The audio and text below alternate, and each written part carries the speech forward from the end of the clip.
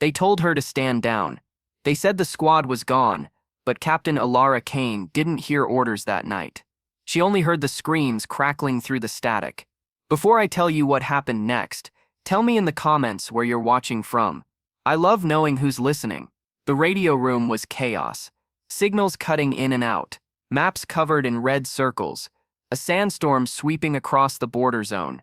Somewhere out there, in the black stretch of no man's land, 402 Marines had been ambushed and left for dead. The commanding officer ordered a total blackout, no air support. Too risky. But Elara couldn't accept that.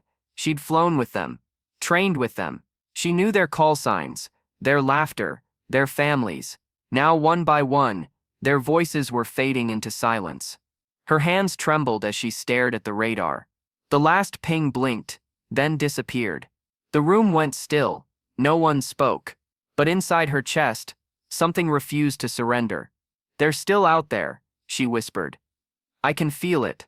Minutes later, the base sirens wailed, but not for an attack, for disobedience.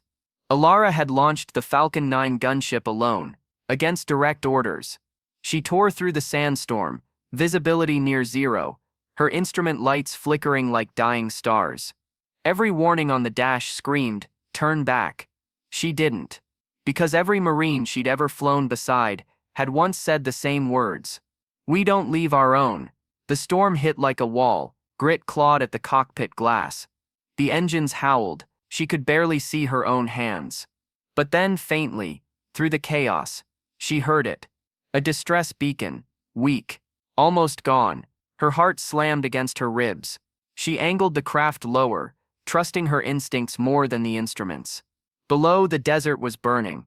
The convoy was scattered, wrecked vehicles, distant muzzle flashes, bodies moving through the dust. Her mind screamed, "You can't land here. It's suicide." Her heart whispered, "If I don't, they die." She dropped altitude. The ship rattled violently, metal groaning like it might split apart. And then, the first bullet struck the hull, then another. She gritted her teeth. "You'll have to do better than that," she muttered. The Marines below couldn't believe what they were seeing.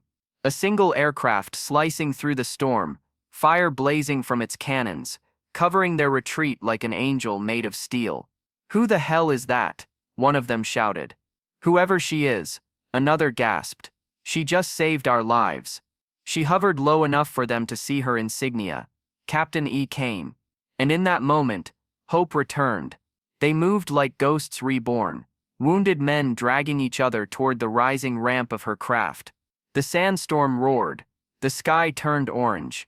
She could see them, all 400, limping, bleeding, crawling through chaos. "Come on," she cried, holding the controls steady as bullets tore past the cockpit. A missile lock warning blared, but she didn't flinch. She cut engines, dropped flares, and screamed through the static. "Everybody hold on." The explosion hit. Light swallowed everything. Silence. Then, coughing, shouting. She opened her eyes. They were still alive. The gunship, mangled but standing. The Marines, all 402 of them, huddled in the crater behind her wrecked craft. Tears blurred her vision. One soldier stumbled forward and saluted her, voice shaking. "Ma'am, you broke every rule in the book." Elara smiled faintly. "Then let's rewrite the book." The next morning, when the rescue team arrived, the news spread like wildfire. One pilot, alone, had defied command and brought back every man they'd written off. She was court-martialed for disobedience. But something strange happened in that courtroom. Every Marine she saved showed up. 402 men stood silently, shoulder to shoulder, refusing to let her fall. The judge's gavel never came down. The case was dismissed. Because courage doesn't always follow orders, sometimes it breaks them. And sometimes breaking the rules is the only way to keep humanity alive. Because true courage isn't about flight plans or medals. It's about hearing a voice fading in the dark and choosing to answer. If this story moved you, take a second to subscribe and share your thoughts in the comments below. Your words mean more than you know, and your support keeps stories like this alive.